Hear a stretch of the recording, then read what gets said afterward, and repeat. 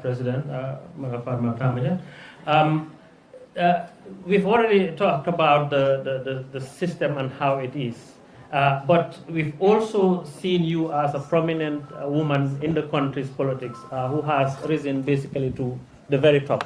And not only in terms of rising to positions, but also taking initiative and leading, in fact, in political initiatives in the country.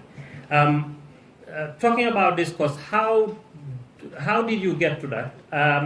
What were the challenges? How does one or how does a woman overcome that, considering the fact that this report highlights the cost, especially on women, from the first page to the last, in fact. What are your views on this? I first of all want to echo the significant contributions of Honorable Halifa Sallah, who you have rightly indicated is really a political veteran in this country. And his first contribution is the fact that is to recognize the importance of research, because you cannot influence decisions of policy reform or constitutional reform without really having the evidence that there are gaps in the system. So for me, my journey has been challenging, but at the same time very rewarding. From the age of 11, I started to be inspired by my mom, because I lost my father early. And seeing the leadership she played in the community really inspired me, both in the family and so forth. And first of all, I think before talking about cost, we need to look at ourselves, believing in our capacity, believing in the things that we want to do in our goal in life, and believing what we want to do with the ladder when we are climbing. Women are climbing the ladder and must leave the ladder for other young women to climb. It has been very challenging in terms of really costs. It has cost me so much money, it has cost my family and friends and communities, but simply because I had the pillar, which is the foundation of believing in myself, and also having a commitment to stand for a cause. It's important that we believe in a cause and we stand for a cause. If we stand for a cause, which is the cause of the country, we remain strong and we remain committed to the cause. Because if we stand for individual rights and privileges, then at some point in life, when we lose those privileges and opportunities, we tend to really stay back. So leadership is something that is not given. It's something that you need to work on, and something you need to really talk about and influence. So, and you also have to have the integrity in the community, in the country, to ensure that people believe in you and people support you and people understand you. When we were in the coalition 2016, we had support from the rest of the coalition members who I recognize. They supported us by having a gender parity in the coalition.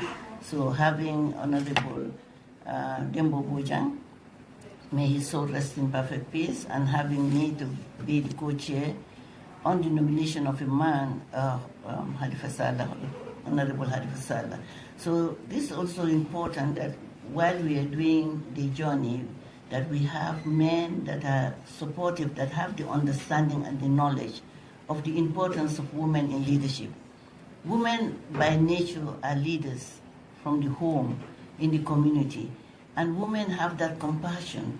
They have that intuition of what is happening, what is going to happen, and how they can integrate into any program or into any entity that is talking about politics. Politics is a difficult trajectory, but once you love something, you have the passion of really influencing and also having a passion to lead, then all the other challenges become really minimal, because your focus would be how do I influence for women to come, more women to come into politics, and how do we support more women to come into politics? So for me, the issue also has to be in terms of really having the talent and ingenuity to be able to mobilize people, to be able to convince people, to be able to convince and champion the cause of women. And finally, my advice is, has also been my championship, is for us to really have the reform agenda that we adopted as a coalition 2016, in which I also see my senior sister, Honorable Aji Yamseka. We need to have reforms. The fundamental, the bedrock of any reform to ensure that women have equality in the power structures, in governance and decision making must start from the Constitution. As my brother, Honorable Halifa Sallah, has said, you have so many sections. You have Section 28, you have 214 in the Constitution that fairly represented. Those are words that are not significant. You have to have a quota system. In the United Nations Universal Declaration of Human Rights, there is a quota system. You have the United Nations Convention on all forms of discrimination against women. You have a quota system. People are going like Rwanda, Nigeria, Uganda, and other countries. Like Namibia, today you have a female president. You have a quota system, 50 by 50, taking into consideration the educational level of women.